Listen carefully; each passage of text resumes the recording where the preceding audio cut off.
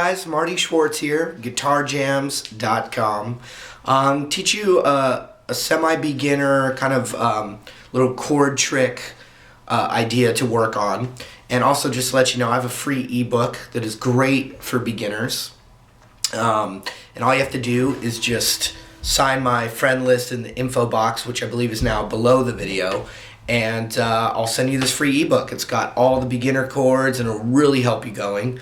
Plus at guitarjams.com, the website, you can take a free trial for 3 days, without paying a thing, and try the site out, which is, as opposed to YouTube being just little sporadic lessons, the website is an organized system to really learn guitar. So you can try that as well. Anyway, here's the cool tricks. Okay, so the concept for this lesson is to just take the basic open chords that you work on, and when you strum them, you can try, typically the lowest sounding note of the chord isn't necessarily the best one to do it, but either of the higher notes of a chord, any of these cowboy chords, open chords, what you can do is you can start to practice, like instead of just forming the whole chord and doing that, eventually as you get better with the chord, you can do this. You can kind of form the chord and relax one of the fingers of the chord open and then strum one of the notes down after the other notes of the chord, like that. And it adds a cool sound.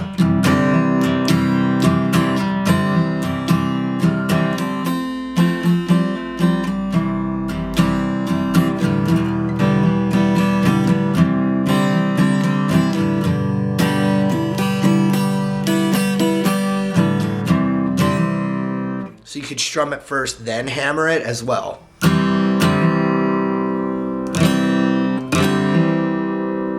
You can do it with that finger. And they're gonna have different emotional qualities to them, like this one. Bing.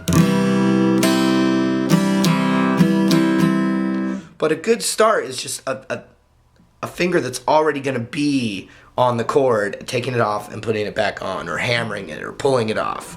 The F chord, the middle finger as well, is really good.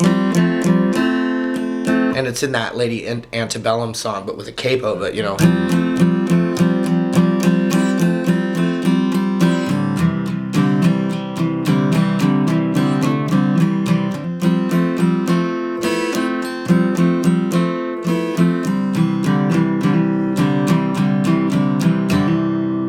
just like that. So the C and F, beautiful. On the G chord, you can do the index. But I actually like this one a lot. Open E, and then down on the 3rd fret.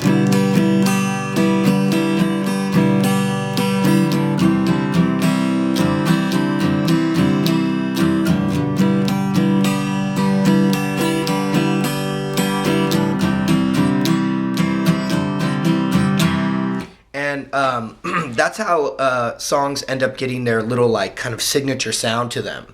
As opposed to just someone strumming chords, you can start to develop a little intermelody, as you strum a chord progression.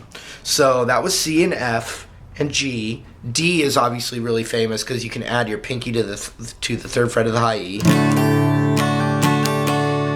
can take your middle finger off. These are all real famous. But I also like hammering my index finger on the D chord, like.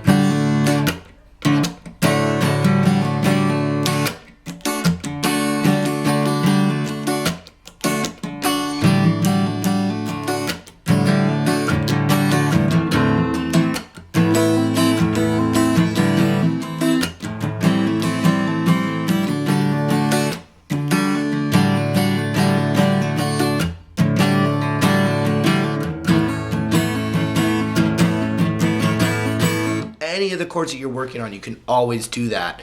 And I think some of the most famous things written in that style were, just beautiful accidents, I think.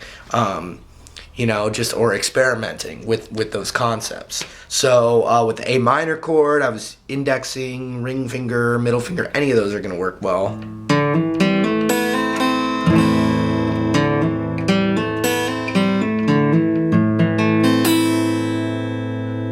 Just like that. you know, and so I won't go through every single chord that exists, but these are just beautiful little things to maybe spark your imagination.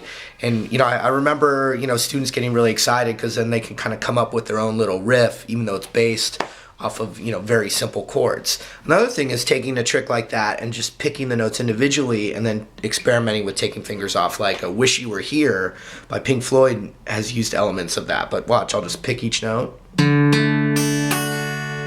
But what I'll do is when I get to the D, I'm going to pull it off.